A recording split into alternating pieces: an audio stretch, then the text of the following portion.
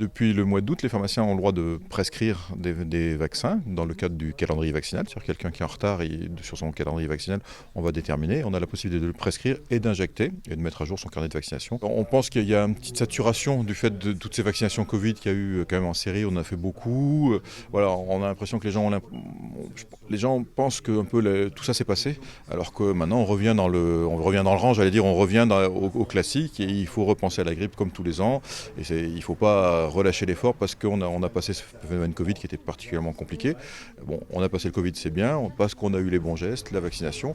Il faut donc continuer et se revacciner comme la grippe et contre le Covid pour les personnes à risque aussi. Les vaccins restent très importants pour la grippe. On a évidemment des choses scientifiquement fondées. Pour le Covid aussi, c'est important.